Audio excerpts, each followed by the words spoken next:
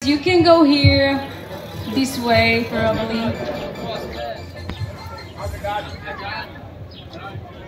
A chlapci chcú všetci naraz. Ešte počkáme na dvoch zabúdilcov, ktorých snáď niekde pomaličky aj nájdeme. Tak už len jedného, pretože aj tým Viese Carrera je už oslabený o jedného jazdca. O číslo 176 Alessandro Motta, ten už nenastúpi.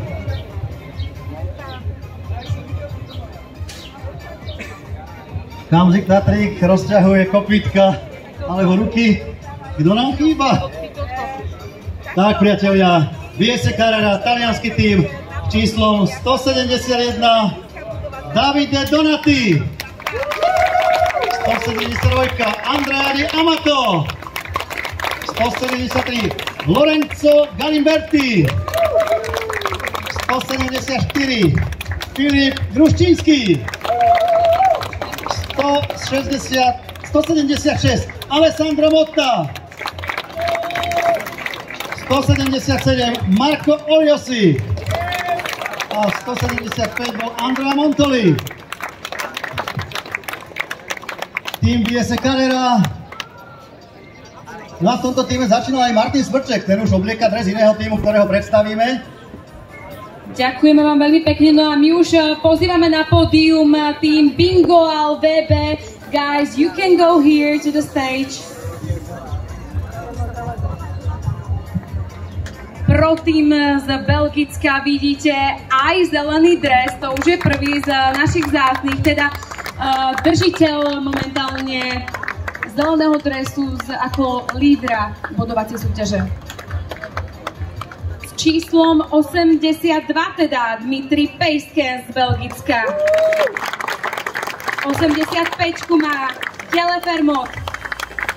87 talianský jazdec Davide Persico. 86 Michel Lambrecht. 83 Alexander Salby. 81 má na chrbte Tom Portman. No a s 84 Lennart Teugels. Ja už idem za našim zeleným dresom. Dmitri, how do you feel in green jersey? Okay, the same as yesterday, but it's nice to wear a jersey, so always a good feeling. So probably the goal for this stage is to keep it also in another day, right?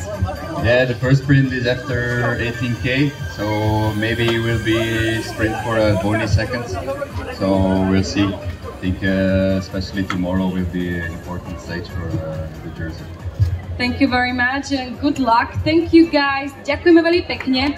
Ja ešte v krátkosti zhrniem, čo nám Dmitri povedal. Cíti sa rovnako, ako keby mal svoj tímový dres, takže nie je to pre neho nejako veľmi špeciálne. No a teší sa najmä na zajtrajšiu etapu, ktorá bude určite rozhodujúca preto, aby si tento dres mohol obhájiť, keďže tam bude viac prémií, kde môže získať body. A už tu vidím tým Elkou Kaspers, úradujúcim majstrom Slovenska a s úradujúcim majstrom Českej republiky. Tým Elkou Kasper, dvaja majstri v jednom týme. Lukáš Kubiš, ktorý včera skončil na krásnom 3. mieste a dokonca skúšal to aj na špici 80 metrov pred cieľom. A so 155-kou je to Tomáš Přidal, majster Českej republiky. Takže chlapci postupne podpisujú štartovku a s číslom 151 Michal Boroš, 152 úradujúci majster Slovenska, včera tretí Lukáš Kubiš, 153 Jan Lukeš, 154 Daniel Rubeš, 155 majster Českej republiky Tomáš Přidal a 156 Jakub Koupalík a 157 Matěj Záhalka. Lukáš, nemôžeme to nechať tak, že by sme ťa nevyspovedali pred štartom tretej etapy, ale najskôr gratulácia k včerajšej etape.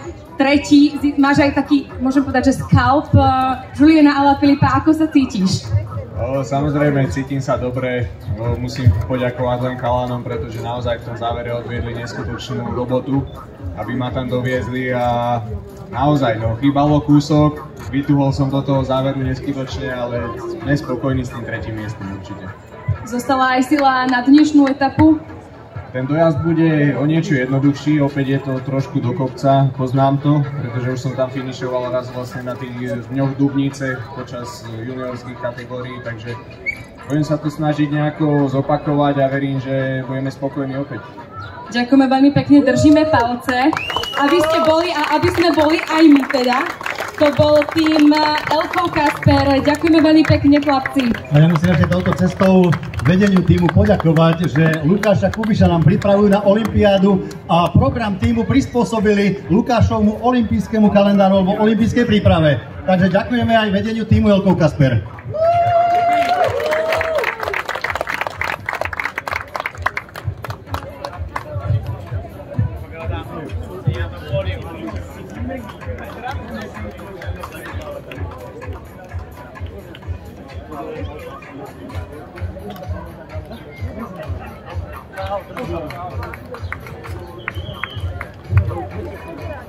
No a čo skoro príde ďalší tím, čakáme na predstavenie ďalších tímov a jednotlivých jazdcov.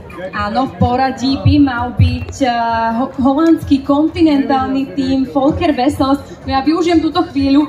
Nájdu sa tu aj nejakí fanúšikovia okolo Slovenska, ktorí pozerali tieto preteky aj pred 2 rokmi.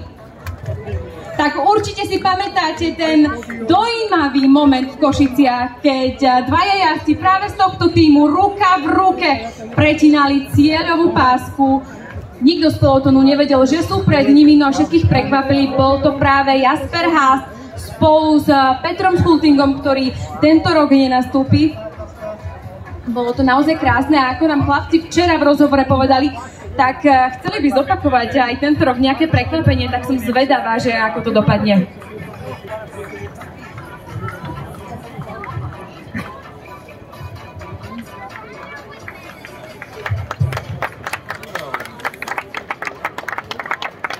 No a s číslom 136 tu máme Maca Omlopa, 135 Jente Klaver, 132 Timo de Jong, 134 Jasper Haas, 133 Sam Gademan, 137 Jago Willems, no a 131 má Finn Crockett. Ja už práve idem za Finnom. Finn, I'm going to you. Short question. You're fifth in GC. So how do you feel? How is it? And what's your goal for this stage? Yeah, yesterday was a good day for the team. We had Jens in the breakaway, and then I was able to finish the stage off in fifth, which is quite nice. Quite happy with it. And today it's going to be another fast, hot stage, and we've got a more pure sprinter than I am with Timo. So we're gonna work with him today. We'll probably expecting a bunch sprint, so Timo will be the guy who is gonna to win. Yeah, I think a bunch sprint is inevitable. There's a lot of fast guys here, but we're not the biggest team here. But I think we definitely punch big. So yeah, really looking forward to it. Thank you very much. Good luck. You're for sure team. We can show the people that even you are small, you're great. Thank you very much. Good luck once again. To bol tým Volker Wessels. Pýtala som sa teda Finna Crocketta, ktorý je 5. v celkovej klasifikácii. Ako sa cíti? Povedal, že včerajšok bol výborný, naozaj mu to vyšlo. No a dnes budú pracovať práve pre Tima de Jonga, ktorý by mal zaútočiť v závere a teda snažia sa, aby vyhral hromadný špurt, ktorý sa očakáva. No a je tu už tým Caja Rural Seguros. Je to španielský tým, kde jazdia aj dvaja českí reprezentanti, ktorých predstavíme. 101 Daniel Babor, 104 Tomáš Barta, no a samozrejme aj ďalší so 102 Abel Valdestrone Romans, 103 Fernando Barcelo Aragon, 105 Samuel Fernández Garcia, Česka Callum Johnson. Takže to je tým Kacharural s dvomi českými reprezentantami. No a keď už tu máme našich bratov Čechov, tak určite sa spýtame niečo. Michal, tak ty nám povedz niečo. No my čakáme, čo nám ty povieš, čo máš ty na srdci, tak čo hovoríš na včerajšok? Včera to byl docela těžký den a asi nám to nevyšlo úplně podle představ, ale tak jsme pořád celkově, tak dneska se budeme snažit na ten šport a uvidíme. Zajtra, pozajtra nás čakajú ťažké etapy horské, tak ako to bude vyzerať tam? Už ste pozerali? Tak samozřejmě, no. Zítra to bude asi trošku jiný typ závodu. A uvidíme, no, jak pojedou nohy v kopcích. Tak sme zvedaví, držíme vám palce. Všetci sú takí trošku zakliknutí, že neprezradia taktiku vôbec. A však samozrejme, na čo? Aby to vedeli druhý. To je jasné, potvrdili mi to všetci. Thank you very much, môžete ísť, nech sa páči, držíme vám palce.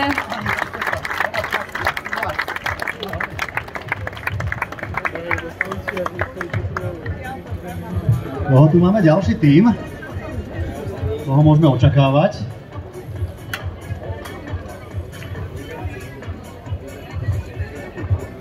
Očakávať môžeme tým Polti Kometa, taliansky pro tím. Takže tí už o malú chvíľu určite prídu. No a samozrejme, blížime sa ku koncu a to znamená, že sa blížime k tým najlepším tímom. Áno, Jayko Alula, Cofidis, Soudal Quickstep. No a niektorí tu zažívajú prekvapenie, myslím jazdci, pretože prišlo vedenie a prišli tí najvyšší a oni o tom ešte nevedia. Presne tak, nebudeme predznamenávať. To prezradíme, až keď prídu na pódium. Naozaj